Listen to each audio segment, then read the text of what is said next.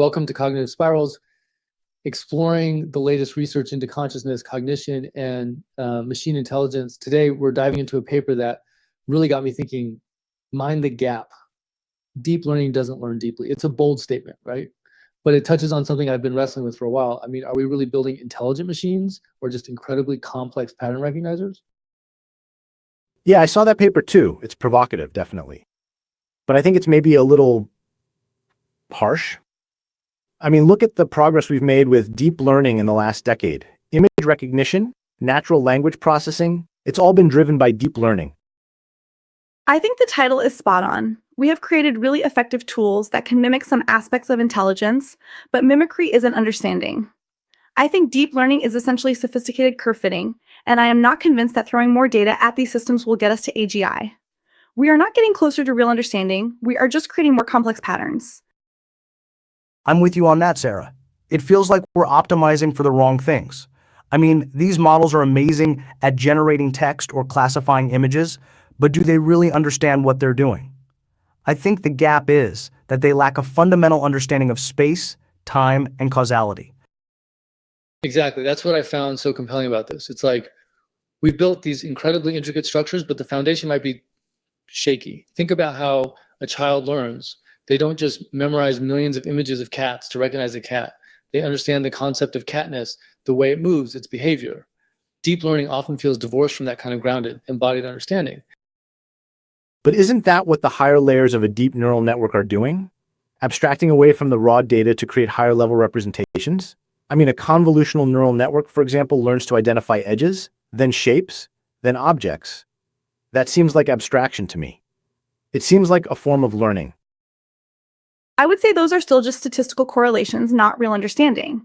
The model learns that certain patterns of pixels tend to co-occur and it labels that as cat. But it doesn't understand that a cat is an animal, that it has needs, that it interacts with the world in a specific way. You can fool these systems so easily with adversarial examples. They are extremely brittle. If deep learning was truly learning deeply, then the same visual stimulus in slightly different conditions would still be interpreted correctly. But that is often not the case. Yes, exactly. Think about self-driving cars. They're trained on massive data sets of driving scenarios, but a slightly unusual situation, a weirdly shaped shadow, a piece of debris in the road they haven't seen before can completely throw them off.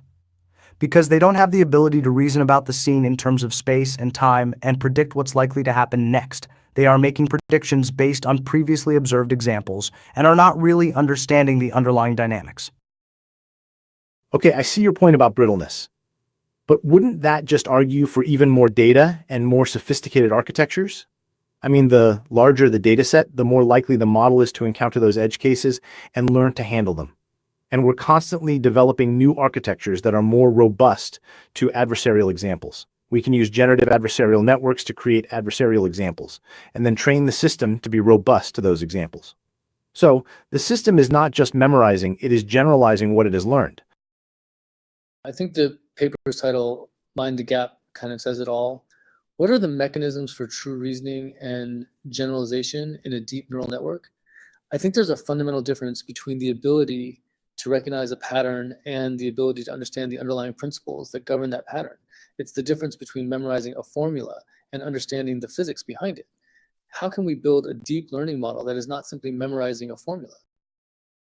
The human brain doesn't just passively take in data, it actively structures and interprets it using prior knowledge and symbolic representations.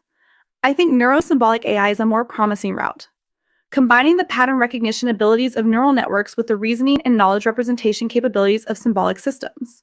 Let's build AI that actually understands concepts and can reason about them in a logical way. And the reasoning needs to include space and time. I've been reading about algorithms that can translate between different coordinate representations. Imagine a system that can take a 2D image and create a 3D model of the scene and then reason about how objects in that scene will move over time. That, to me, feels closer to real understanding than just pattern recognition in a 2D image. But isn't that what the vision transformers are doing? They are building an internal representation of the world through self-attention mechanisms. They are learning to attend to different parts of an image in a way that is context-dependent. It's not a direct translation into a 3D model, but it's a step in that direction, I think. I see what you were saying, Otto. vision transformers are definitely impressive, but they still feel brittle. They are still too reliant on vast amounts of training data. I'm wondering if we can take inspiration from the brain's architecture itself. Spiky neural networks, for instance, are much more energy efficient and biologically plausible than the artificial neural networks we typically use in deep learning. The brain relies on the timing of spikes, not just the firing rate, to encode information. Yes, and spiking neural networks can be naturally integrated with symbolic systems. You can use symbolic rules to govern the connections between the spiking neurons. That way, you get both the computational power of neural networks and the reasoning capabilities of symbolic systems. We need AI that is more adaptable and capable of understanding the world in a way that is more human-like. I agree, and the key to adaptability is being able to represent and manipulate space and time. The current models are very good at feature extraction, but I am not sure that is enough. We need something that can do coordinate transformations. The brain is constantly doing coordinate transformations, taking sensory input from different modalities and integrating them into a coherent representation of the world. So, you're suggesting we need to move beyond the current deep learning paradigm and explore fundamentally different architectures. That's a big claim. I think it's a necessary claim. Deep learning has been incredibly successful, but I think we've hit a wall. The low-hanging fruit has been picked. We need to go back to the drawing board and think more deeply about what intelligence really is. I totally agree. The progress on AGI is slowing down and the claims have become overstated. We need to focus on building AI that is not just good at mimicking human behavior, but at actually understanding the world. I agree. I think we're still in the early days of AI. We've built some impressive tools, but we're still a long way from true artificial general intelligence. And a key part of getting there is understanding how to represent and manipulate space and time. Okay, so let's say you're right. Let's say we do need to move beyond deep learning. What are the concrete steps we should be taking? What are the research directions we should be pursuing? From my perspective, we need to invest more heavily in neuromorphic computing and brain-inspired hardware. These architectures more closely mirror the structure and function of the brain. And we need to focus on developing algorithms that can take advantage of the unique capabilities of these architectures. Think spiky neural networks, memory store-based computing, and other novel approaches. The hardware limitations are also preventing us from building more complex and powerful AI systems. I'd say we need to focus on neuro-symbolic AI. I am not saying we need to completely abandon neural networks. Rather, we need to find ways to integrate them with symbolic systems. I envision AI systems that can reason about the world in a logical way, while also being able to learn from data. We need systems that can combine the best of both worlds. For me, it's all about spatiotemporal reasoning. We need to develop algorithms that can explicitly represent and manipulate space and time. We need to create systems that can take sensory input and build a coherent model of the world that includes both spatial and temporal information. And we need to figure out how to translate between different coordinate systems so that the system can reason about the world at different levels of abstraction. All right, from my perspective, I would say we should still focus on deep learning, but with a more critical eye. Let's dive deeper into the specific examples of where deep learning falters. What are the tasks or problems that deep learning struggles with, and why? Let's try to understand the fundamental limitations of the architecture, and let's continue to push the boundaries of what's possible with deep learning. New architectures, more data, better training methods. I think we can still make significant progress with deep learning. We just need to be more rigorous in our approach. That's a fair point, Otto. Rigor is key no matter which path we choose. But I think we also need to be open to the possibility that the current paradigm has inherent limitations. We shouldn't be afraid to explore radically different approaches. Absolutely. And we need to be more critical of the claims that are being made about deep learning. We need to be more skeptical of the idea that simply scaling up deep learning models will lead to AGI.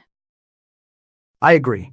We need to move beyond just mimicking human behavior and start building systems that truly understand the world. And that, I believe, requires a fundamental shift in our thinking about AI.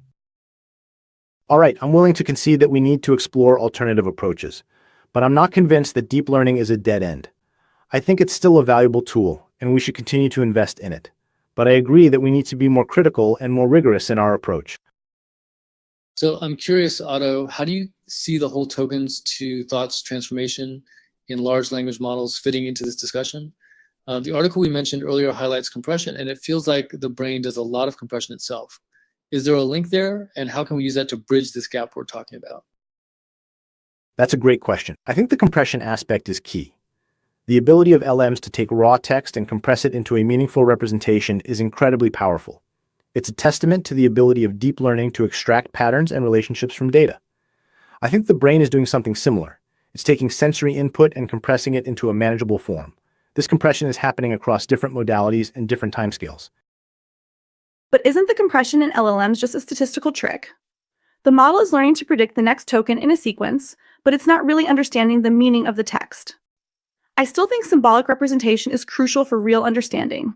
We don't just compress information, we organize it. LLMs are compressing without organizing.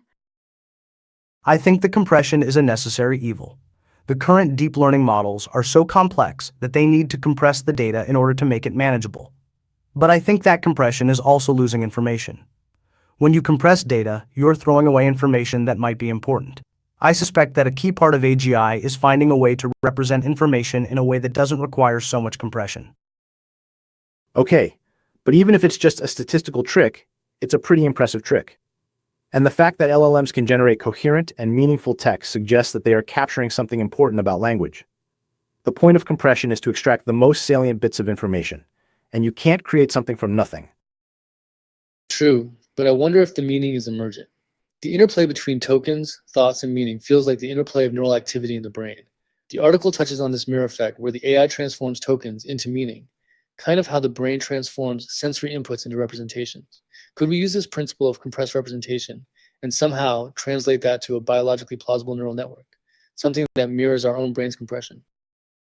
I think it's misleading to suggest that LLMs are actually thinking. They are just manipulating symbols according to statistical rules.